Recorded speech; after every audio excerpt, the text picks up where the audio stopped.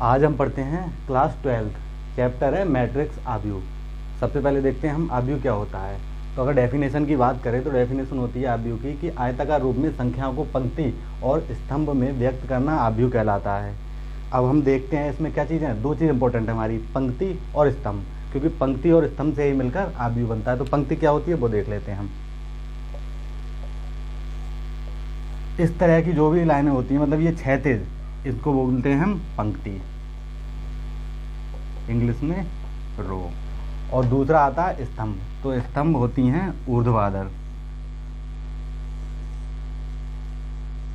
ये हो गया स्तंभ।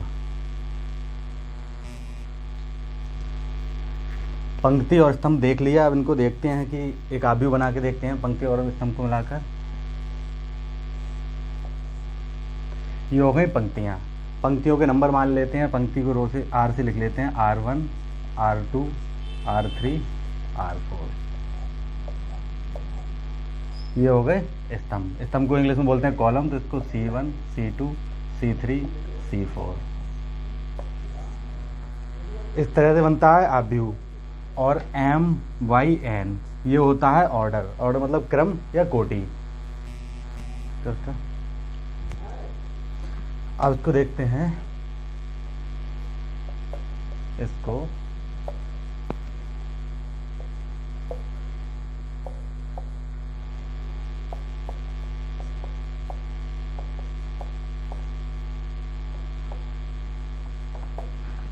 ठीक है, आव्यूह जो है इस तरह से दर्शाते हैं, बड़ा ब्रैकेट, मझला ब्रैकेट, छोटा ब्रैकेट। बना के देख लेते हैं हम। अब हम एक आव्यूह देख लेते हैं बना के। मान लेते हैं कि जो पंक्ति है, पंक्तियों की संख्या मान लेते हैं M और स्तंभ मान लेते हैं N। तो M पंक्तियों का और N स्तंभ का एक आव्यूह बना के देखते हैं, मतलब कि MYN का एक आव्यूह बना के देखते हैं। लिख लेते हैं A बराबर तो N स्तंभों की संख्या कहाँ तक रखनी है हमें? N तक, मतलब 1, 2, 3 N तक। पंक्तियों की संख्या कहाँ तक रखनी है? M तक, 1, 2, 3 M तक। तो फर्स्ट पे क्या होगा? A11 पहली पंक्ति पहला स्तंभ। यहाँ पे A12 पहली पंक्ति दूसरा स्तंभ। A13 इसी तरह से A1N। उसके आगे A21, A22, A23, A2N, A31, A32, A33, A3N। यहाँ पे M भी पंक्ति हैं, तो AM1, AM2, AM3 और AMN। ऑर्डर हो गया इसका MYN, क्योंकि M पंक्तियों की संख्या है, N स्तंभों की संख्या है, इसलिए इसका ऑर्डर हो गया MYN। इस तरह से अरेंज करते हैं हम आव्यूह को। ठीक है, कहीं कहीं इस तरह से लिखा होता है कि A बराबर एक मैट्रिक्स दे दिया है IJ और MYN। तो यहाँ पे सबसे ज़्यादा जानना ये जरूरी है कि I है वो क्या है और J क्या है। तो I जो होता है ये रो होती है। रो मतलब ith जो रो है, रो की संख्या कितनी है यहाँ पे? M। और J क्या है? J है कॉलम। कॉलम की संख्या कितनी है? N। उसके आगे एक एग्जांपल देख लेते हैं कि A बराबर दिया है AIJ और 2/3। ये हमें एक मैट्रिक्स बनाना है। तो इसको कैसे बनाएंगे हम कि इसमें जो पंक्तियों की संख्या है वो 2 है और स्तंभों की संख्या 3 है। तो 2/3 का एक आव्यूह बनाना है। तो यहाँ पे बनाते हैं A11, A12। पंक्तियों की संख्या 2 होनी चाहिए और स्तंभ की संख्या 3 होनी चाहिए, तो 3 तक लेते हैं। दूसरा A21, A22, A23। ये बन गया 2/3 का आव्यूह। इस तरह से कहूँ ये आव्यूह बनाने को देते हैं तो इस तरह से बनाते हैं। उससे आगे देखते हैं।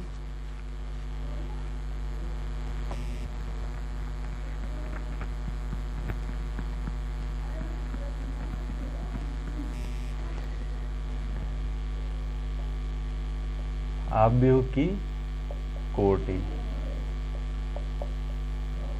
Order of matrix. या अवयव का क्रम।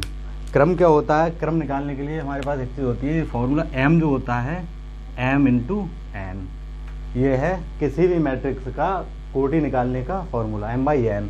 एक एग्जांपल देख लेते हैं, 2 3 4 7 6 8 ये दिया है हमें आव्यूह। अब इसमें हमें ज्ञात करना है कि आव्यूह की कोटि क्या होगी। तो कोटि m क्या होता है हमारा?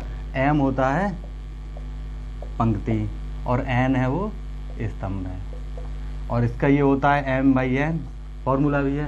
तो m का मान कितना है? पंक्तियों की संख्या कितनी है? 1 2, तो ये हो जाएगा 2y, और स्तंभ की संख्या 1 2 3, 2y3। तो इसका ऑर्डर क्या हो जाएगा? 2y3। इससे आगे है अवयवों की संख्या।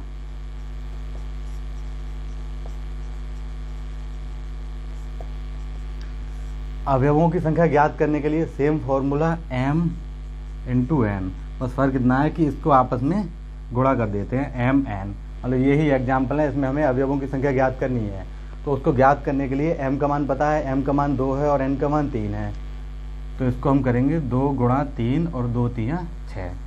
इसका मतलब ये है कि इसमें अवयव 6 हैं। चेक कर लेते हैं, 1 2 3 4 5 6। ये वाले जितने भी जो होते हैं, जो पोजीशन होती है A11 अभी लिख के जो बताया था मैंने, A11 A12 A13 A21 A22 A23, ये जो होते हैं वो अवयव होते हैं। अब इससे आगे आता है आव्यूह के प्रकार।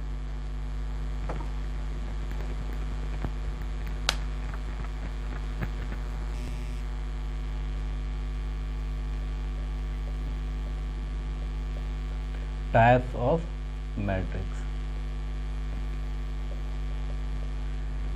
देख लेते हैं आव्यूह कितने प्रकार का होता है। सबसे पहला होता है पंक्ति आव्यूह,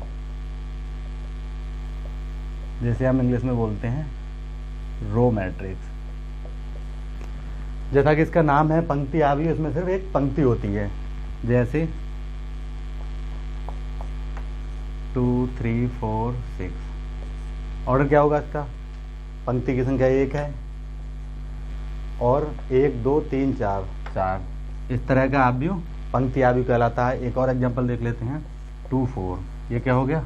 ये भी पंक्ति आव्यूह होगा, क्योंकि इसमें भी एक ही पंक्ति है।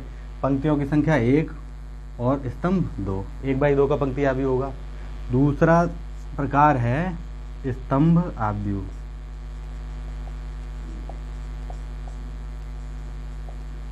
Column matrix.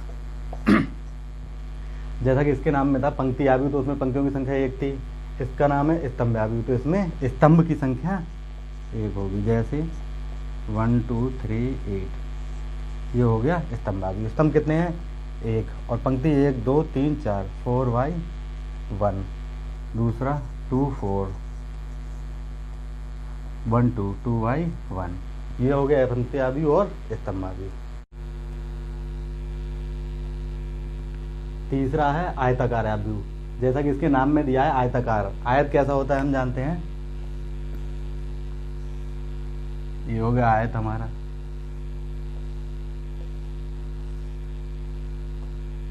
ये हो गया आयत। तो इसमें एक चीज देखनी है कि जो m है, m और n कभी बराबर नहीं होते हैं आयताकार आव्यूह में। यहाँ पे हम एग्जाम्पल देख लेते हैं, 1 2 3 4 5 6। आयत बनेगा तो इस तरह से बनेगा।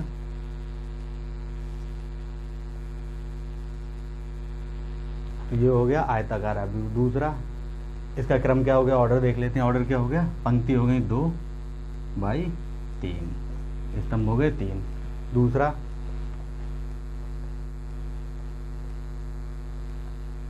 दो 4 6 8 10 12, इसका ऑर्डर क्या हो जाएगा? इसका हो जाएगा 1 2 3 1 2। ये हो गया आयताकार आव्यूह। अर्थात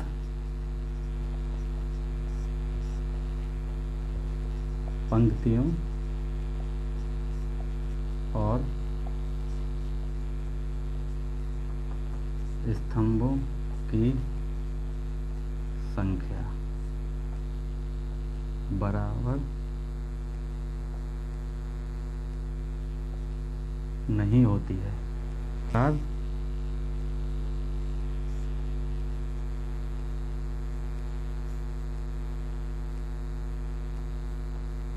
कहलाता है।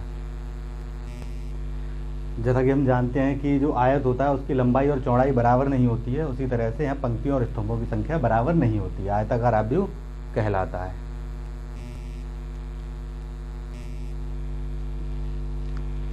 उसके बाद नंबर 4, चौथा आव्यूह होता है वर्ग आव्यूह, स्क्वायर मैट्रिक्स। इसमें क्या होता है, m बराबर n, m और n दोनों बराबर होते हैं। m क्या होता है हम जानते हैं, रो, रो मतलब पंक्ति। n क्या होता है, कॉलम, और कॉलम होता है स्तंभ। जिस आव्यूह में पंक्ति और स्तंभ दोनों बराबर होते हैं वो वर्ग आव्यूह कहलाता है। जैसे एग्जाम्पल ले लेते हैं, 2 3 8 7, क्या हुआ, वर्ग आव्यूह, क्योंकि इसमें m और n बराबर है। m क्या है 2, n क्या है 2, तो m इक्वल n, ये हो गया वर्ग आव्यूह। अर्थात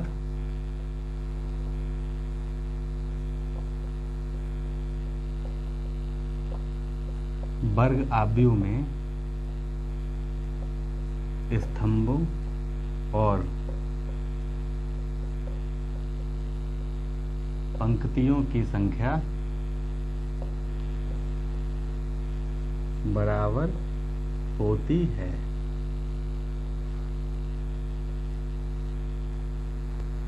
वर्ग आव्यूह कहलाता है। एक एग्जाम्पल लिया था हमने 2x2 का, अब एक ले लेते हैं 3x3 का। 3 4 7 8 9 2 6 8, ये भी वर्ग आव्यूह हो गया। m और n दोनों बराबर है। m कितने हैं यहाँ पे, 1 2 3, m बराबर 3, n कितने 1 2 3, n बराबर 3, अर्थात 3/3, ये भी वर्ग आव्यूह हो गया।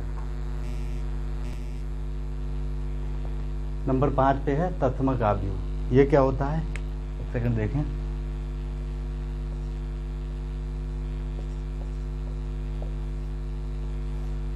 तो ऐसा वर्ग आव्यूह जिसके मुख्य विकर्ण के अवयव एक हो तत्समक आव्यूह कहलाता है। विकर्ण होते हैं 2, एक तो जो ये वाला है, ये है मुख्य विकर्ण, और दूसरा विकर्ण हो गया ये वाला।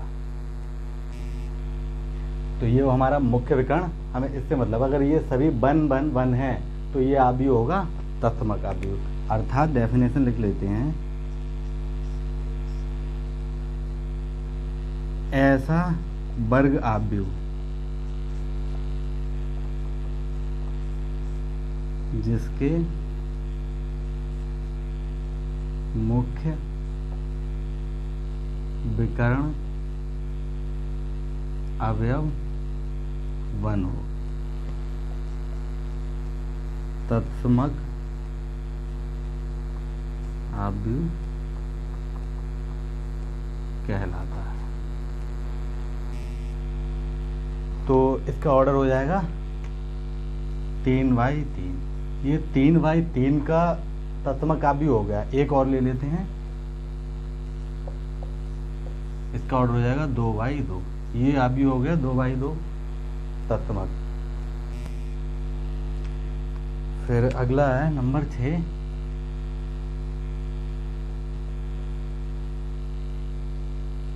विकर्ण आव्यूह।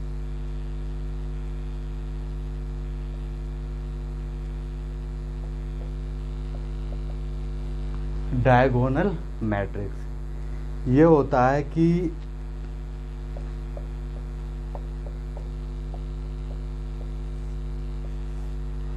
मुख्य आव्यूह, जो मुख्य विकर्ण हैं,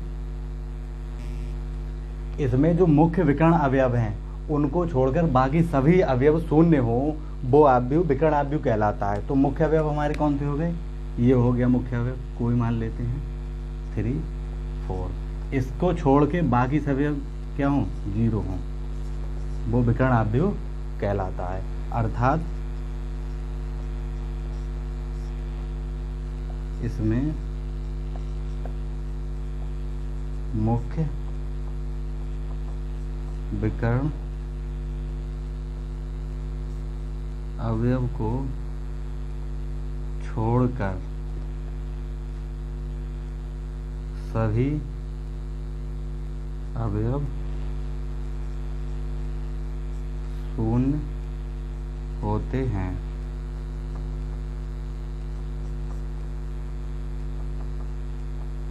विकर्ण अवयव कहलाता है। ठीक है, अगर यहाँ पे इसकी जगह फिर बन कर दोगे, बन बन बन, तो हो जाएगा आइडेंटिटी मैट्रिक्स, तत्समक अवयव। विकर्ण अवयव में बन नहीं होना चाहिए, लेकिन जो मुख्य विकर्ण अवयव हैं वो शून्य ना हो, शून्य के अलावा कुछ भी हो। ठीक है, तो वो अवयव कहलाता है विकर्ण अवयव। इसमें मुख्य विकर्ण अवयव को छोड़कर सभी अवयव शून्य होते हैं, विकर्ण अवयव कहलाता है। फिर नंबर 7 आता है अदिश अवयव।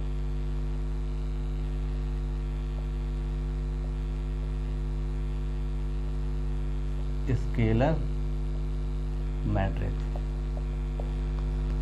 अभी हमने विकर्ण अवयव पढ़ा था, तो इसमें क्या होता है कि जो विकर्ण अवयव है उसके जो अवयव हैं समान हो, समान जैसे 2 2 2। जो विकर्ण अवयव था उसके जो अवयव हैं वो सभी अवयव समान हो, तो वो अदिश अवयव कहलाता है। अर्थात अगर किसी विकर्ण अवयव के सभी अवयव समान हो, इसे अदिश अवयव कहते हैं।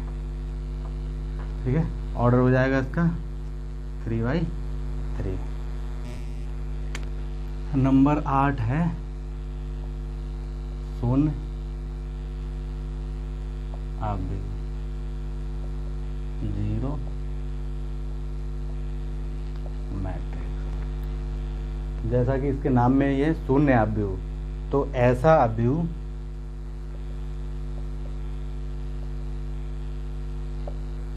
जिसके सभी अवयव शून्य हो, शून्य अवयव कहलाता है। जैसे 0 0 0 0, 2/2 का शून्य अवयव हो गया। दूसरा 0 0 0 0 0 0 0 0, 3/3 का शून्य अवयव हो गया। अगला पॉइंट आ जाता है अवयव की समानता। अवयव के समान होने के लिए 2 कंडीशन जरूरी हैं। फर्स्ट है कोटि समान हो, और सेकंड है उनके संगत अवयव समान हो।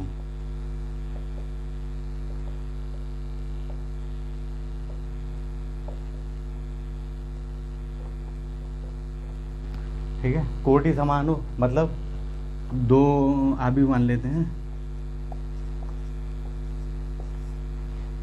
ए बराबर